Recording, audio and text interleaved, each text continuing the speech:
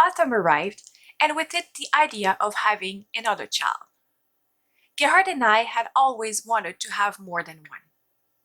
After the challenging postpartum period which I had been through, we had put this project to one side, but had not lost the hope that it would still be possible one day, if my mental health continued to be stable for a good while.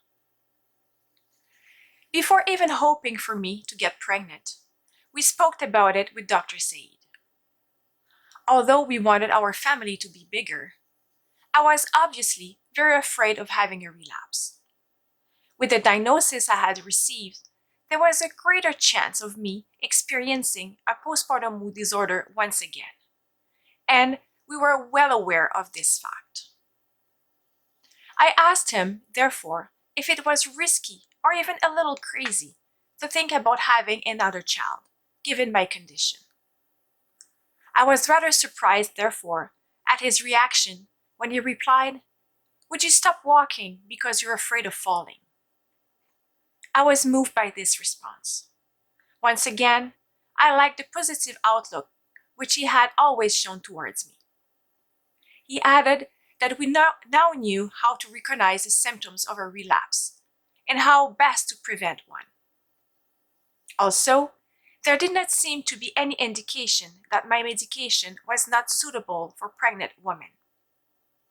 I could check this with Mother Risk, a service which was providing up-to-date information about the risks and safety of different types of medication and other things you could be exposed to during pregnancy and breastfeeding. I could even slightly increase my dose after giving birth as a preventive measure.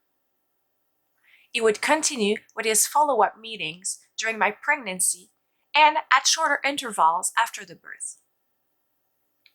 By making advanced plans for the support which I would need to recover after the birth, and by getting enough hours of sleep, essential for my mental stability, we could hope for a positive postpartum experience. In fact, Gerhard and I had already thought about making sure I got enough rest, which is such a vital thing. If I fell pregnant in the next few months, Elliot would be 4 years old when I gave birth, and so he would soon be starting full-time school. It would be easier for me to rest at the same time as the baby, since I would not have to be looking after Elliot during the day. We would also plan my mother's visit for the first week after I got out of hospital, and Gerhard's sister would probably also agree to come and spend a week with us. But there was one other thing worrying us.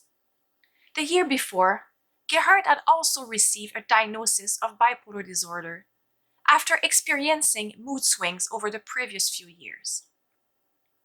Since there was a medical history of it in his family, his mother had it, the news was not a surprise, but it was difficult for him to accept. We knew full well that our children would have a chance of inheriting this mental illness. Given this fact, was it irresponsible for us to have another child? Should we avoid having one? Dr. Said replied that if one of our children developed this illness, our experience would put us in a good position to help and support them. There was medical assistance and medication available to treat this disorder effectively. In his opinion, this was not a reason to stop us wanting to bring another child into the world. He had a good point once again. After our meeting, I called the Mother Risk helpline to make sure that I could carry on taking olanzapine during pregnancy. They reassured me that I would not have to stop taking the medicine. Gerhard and I were therefore ready to launch ourselves into this new adventure. Since I had easily fallen pregnant with Elliot, he had even been conceived by surprise, I was not expecting to encounter any difficulties this time around. But months passed without any positive results. I started to get impatient. My menstrual cycles became irregular, and I was having some difficulty identifying when I was ovulating. After we had been trying for a year, my family doctor referred us to a fertility clinic. Since I was nearing the end of my 30s, my chances of getting pregnant were reducing, and they would certainly be able to help us with our plans. They started by putting me through a whole array of tests to see if my reproductive system was working properly. They also checked Gerhard for the same thing. Since everything seemed normal, I started regular visits at the clinic for ultrasound tests and for them to take blood samples to work out when I was ovulating and if fertilization had occurred. The second month, I started taking medication which kept my cycle regular and made ovulation easier. It was in the fourth month that I had a positive result on a pregnancy test, and the clinic confirmed that I was indeed pregnant. We were really pleased that the process had not been too long. As soon as I heard the news, I contacted the midwifery clinic to check that I could benefit from their services once again. We were glad when our application was accepted in the next few days. Then we agreed between ourselves to wait for the birth to know the baby's sex. We had known in advance for Elliot, and I was really keen to have a surprise this time around. The second pregnancy was easier than the first. I experienced some nausea in the first few months, but they subsided thanks to diclactin, a medicine which my doctor prescribed me. I discovered that cycling did not cause me any problems with my uterus, which was less irritable than during my first pregnancy. I could also stay active by using a Stairmaster regularly, which we had installed in our basement for cardiovascular workouts. 2 new midwives were assigned to me, and I was really pleased with the prenatal care they provided. From the start, I told them about my first experience of giving birth and the difficulties I had encountered afterwards. I became very emotional when I described my fears about this second birth. My midwife reassured me that I could expect it to be shorter, about half as long, around 12 hours, and also less painful, because I had already done it before. Although I would have liked to take a chance at having a home birth once again, Gerhard was not enthusiastic about the idea. My midwife also advised us that I should give birth in hospital. The olanzapine that I was taking sometimes caused withdrawal symptoms in babies after they were born. She explained to me that based on what had been observed in the past with similar medicines, babies whose mother had taken olanzapine around the time of birth should be monitored for symptoms such as thin or reduced muscle tone, drowsiness, agitation, tremors, and difficulties breathing or feeding. These symptoms would not last long and would disappear within a few days. Not all newborn babies were affected. I checked this information with Dr. Said, who was not worried about this possibility. I decided, therefore, not to worry about it either. Since I was going to give birth in the hospital, which was near our home, I made sure to sign up for a guided tour of the birth unit. Gerhard and I went there for a few months before the expected birth date. I had not expected the visit to bring about such a mixture of emotions in me. As I walked down the corridor which led to the labor rooms and then to the island where the nurses worked, tears sprang to my eyes, which I could not hold back. It was all so familiar to the unit where I had been hospitalized after receiving my diagnosis of postpartum bipolar disorder. I could suddenly see myself walking towards the nurses again, in a little hospital gown, with wild ideas one day, and a weak and trembling soul the next. I felt a wave of panic overwhelm me, I forced myself to concentrate on our guide's explanations, and I was able to pull myself together for the rest of the visit. I had mentioned my diagnosis of bipolar disorder on the hospital's registration form. This was why I was asked before we left if I was interested in having a monitoring session with a social worker before and after giving birth, in addition to the home visit from a nurse in the days following the birth. I accepted this offer, and the first meeting was arranged with a social worker. As we got home, I spoke to Gerhard emotionally about what I had felt during the visit. He was attentive and compassionate. This did me good and calmed down my negative feelings. I met the social worker a few weeks later. She asked about my condition and my difficult postpartum experiences. She could tell immediately that I was very well informed about my mental illness, and that Gerhard and I would be in a good position to spot the symptoms, which would indicate an unstable mood after giving birth. She left me her details and invited me to contact her if necessary after our baby had arrived. I thought that Dr. Said's follow-up would probably be sufficient, but I kept her details anyway, just in case. The day before my expected birth date, I was woken by a bursting feeling in my belly. Some warm liquid ran between my legs. I concluded that my waters had broken and that this was amniotic fluid.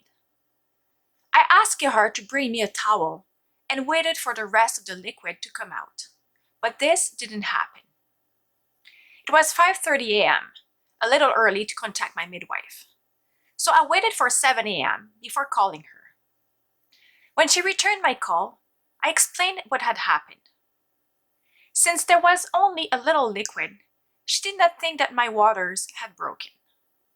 When she examined my placenta after the birth, she realized that in fact my amniotic sac had been pierced at the top before it burst completely during the push.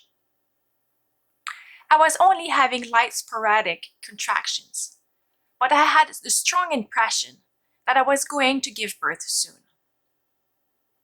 She told me that she would monitor me over the course of the day.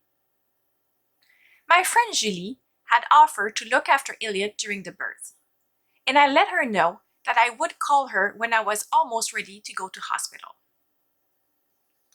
Before Elliot left for school, I told him it was pretty likely that Julie would be looking after him when he got home.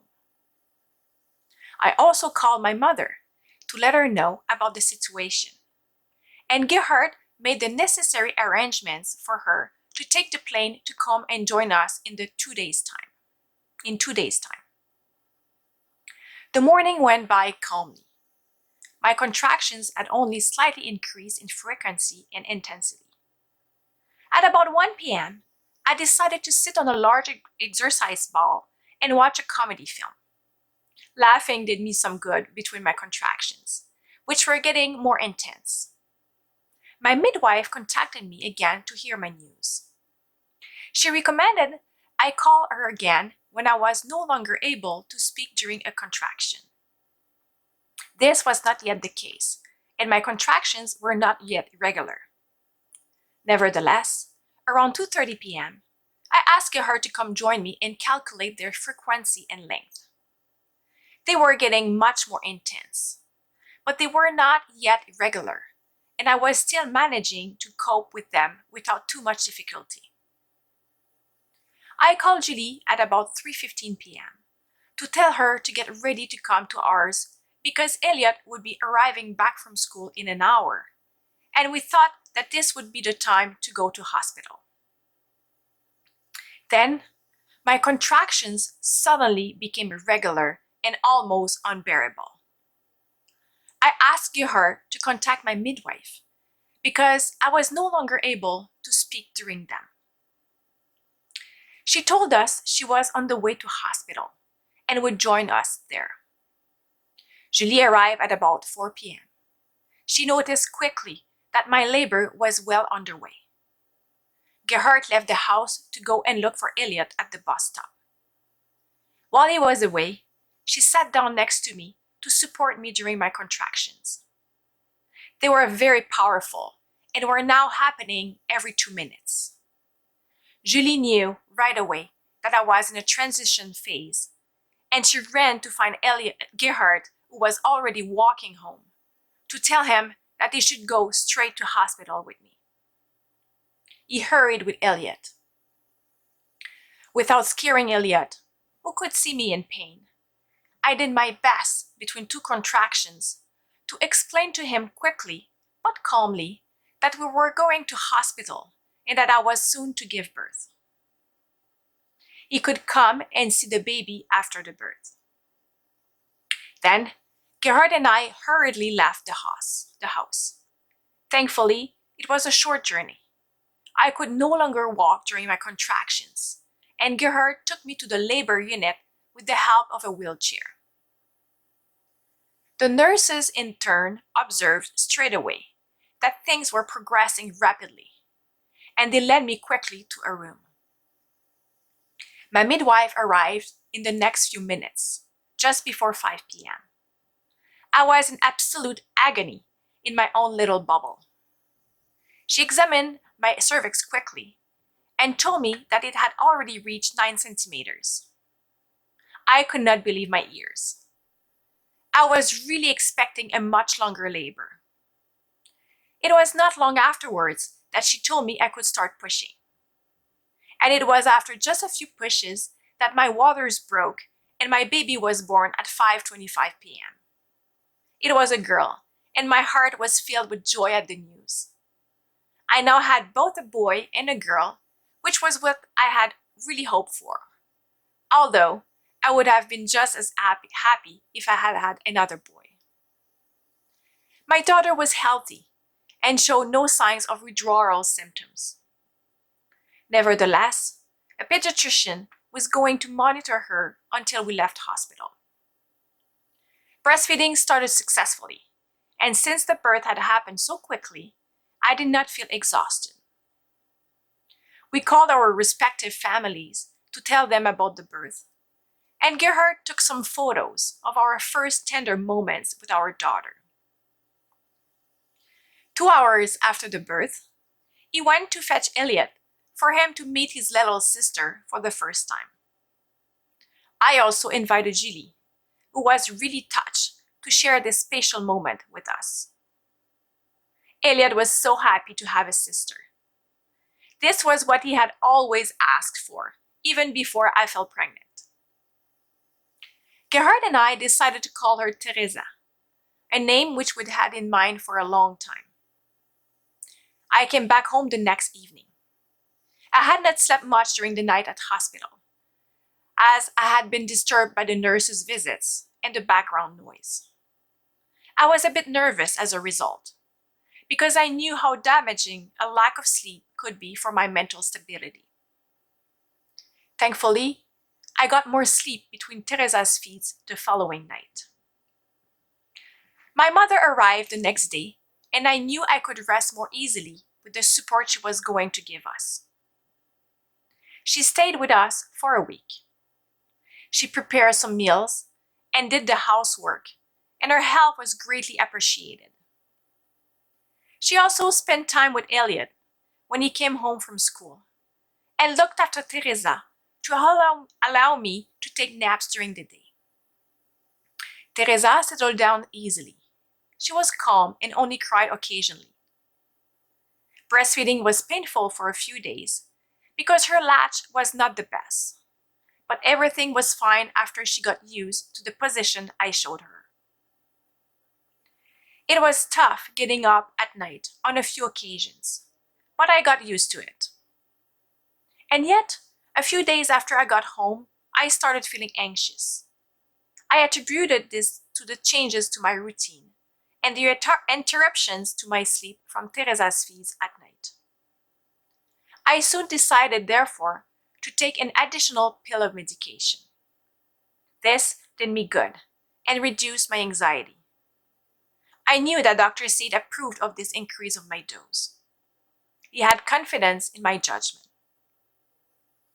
My mother went home again after a week. I was recovering from the birth very well. It was all a real contrast after my first experience with Elliot. My body had not been put through so much during the birth, and I had only had a small tear, which wasn't bothering me. Although I felt in good form, I was careful not to be too active. I went to bed when Teresa was asleep, and I let Gerhard see to the meals and the housework. A few friends from our church came to bring us some meals which were ready to eat, which was very much appreciated. Our nurse came to visit me at home, as had been planned on our visit to the hospital during my pregnancy. We had a good discussion about my mental health. She noticed that I was recovering well, and I think she was struck by my experience and by my knowledge of postpartum mood disorders. She left me her details, and although she was not worried about me, she told me to contact her if necessary. Gerhard's sister arrived about 2 weeks after my mother left. She, in turn, came to give us some help for a week. I made the most of her invaluable presence by getting plenty more rest. A few months later, I read a blog post on a very interesting site which I was following regularly, postpartumprogress.com. It was an account written by a mother called Diane Harwood, who had also been diagnosed with postpartum bipolar disorder. I was not the only one. After reading her whole text, I wrote her a comment for her straight away to share briefly what I had also experienced. She was not long in replying. She was just as glad to have found someone else with the same diagnosis. We stayed in contact on Facebook and by email. In 2017, she published an excellent book which tells her moving story, Birth of a New Brain, Healing from Postpartum Bipolar Disorder. She had asked my permission to include a photo of me and a reference to my blog at the end of her book, alongside other women who had received the same diagnosis as us. I said yes without hesitation. I had put my book to one side after the end of my maternity leave, and when I received her book, it gave me the energy to continue writing mine and to finish it. The rest of my year's maternity leave went extremely well. I continued taking care of myself by getting lots of rest while Elliot was at school. Teresa had a good temperament, and we found the change to having a second child rather straightforward. My mood remained stable for the whole year, and I felt really happy making the most of my time off at home with her. I went back down to the lowest dose of medication without any problems. This second postpartum experience was a blessing for me, and I was really grateful. I went back to work in September 2015 with some new responsibilities. The transition was not particularly easy, but I enjoyed my new tasks. Months passed, and I suddenly started to notice that my thoughts would swirl around mistakes which I had made in the past. My heart would speed up, and I would feel really guilty. I was having difficulty getting rid of these thoughts, which would suddenly haunt me. I decided to speak to Dr. Said about this during our next routine meeting. He explained to me that this feeling of excessive guilt was actually a symptom of depression. I did not feel depressed, but I was obviously troubled by this experience. He also said that although my mood was stable, it was still fragile because I was only taking a weak dose of medication. I knew that he had always preferred to limit its side effects by keeping me on the smallest possible dose. But he decided to increase my dose temporarily to see if it would eliminate this symptom. He also continued encouraging me to do regular exercise. This was not easy with my busy schedule after my return to work, but I found the time for it because I knew how important it was for both my physical and mental health. I soon started to feel better. My feelings of guilt stopped bothering me. The following year, it was anxiety which began surfacing repeatedly. I started being overly bothered by trivialities at work on a regular basis. Once again, I spoke to Dr. Said, who advised me to take a large dose of vitamin C each day, 2000 milligrams. Some study had shown this vitamin's effectiveness at reducing anxiety. I was rather surprised by this information, but as usual, I trusted Dr. Said. I did not really see any results in the next 3 months, but then again, I was not taking my daily dose on a regular basis. After another follow up visit with him, I started taking 1000 milligram twice a day, each day, and I then noticed a big difference. My anxiety lessened remarkably, and I still take this daily dose of vitamin C to this day.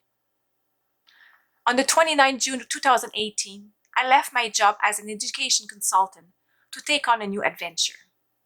For years, I have felt a desire to share my experience and to help parents get through the postpartum period more easily, and I decided to follow this calling.